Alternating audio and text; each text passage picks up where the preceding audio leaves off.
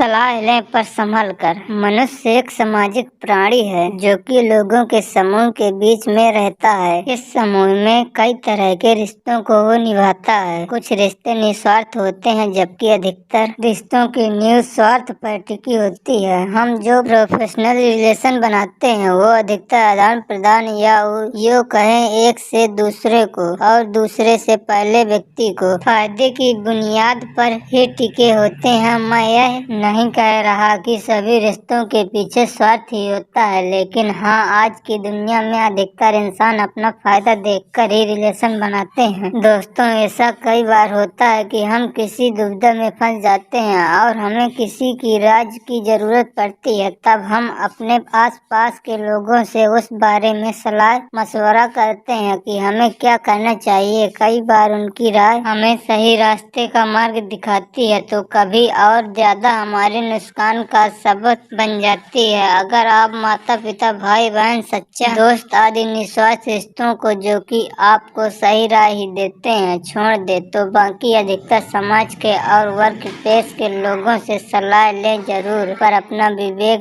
भी बनाए रखें, क्योंकि कई बार ऐसे सलाह देने वालों का स्वार्थ भी उनकी सलाह में छुपा रहता है। इसलिए सुने सबकी पर माने अपने विवेक और अंतरात्मा की। एक बार एक आदमी अपने छोटे से बालक के साथ एक घने जंगल से जा रहा था। तभी रास्ते में उस बालक को प्यास लगी और उसे पानी पिलाने उसका पिता उसे एक नदी पर ले गया। नदी पर पानी पीते पीते अचानक वो बालक पानी में गिर गया और डूबने से उसके प्राण निकल गए। वो आदमी बड़ा दुखी हुआ और उसने सोचा कि इस घने जंगल में इस बालक की अंतिम क्रिया किस प्रकार करूं। तभी उसका रोना सुनकर एक गिद्ध, सियार और नदी से एक कछुआ वहां आ गए और उस आदमी से सहानुभूति व्यक्त करने लगे। आदमी की परेशानी जानकर सब अपनी सलाह देने लगे। सियार ने लार गाते हुए कहा, ऐसा करो, इस बालक के शरीर को इस जंगल में ही किसी चट्टान के ऊपर छोड़ जाओ, धरती माता इनका उद्धार कर देगी। तभी से गिद्ध अपनी खुशी छुपाते हुए बोला, नहीं, धरती पर तो इसको जानवर खा जाएंगे। ऐसा करो, इसे किसी वृक्ष के ऊपर डाल दो ताकि सूरज की गर्मी से इसकी अंतिम गति अच्छी हो जाएगी। उन दोनों की बातें सुनकर कछुआ भी अपनी भूख को छुपाते हुए बोला, नहीं, आप इन दोनों की बातों में मत आओ। इस बालक की जान पानी में गई है, इसलिए आप इसे नदी में ही बहा दो।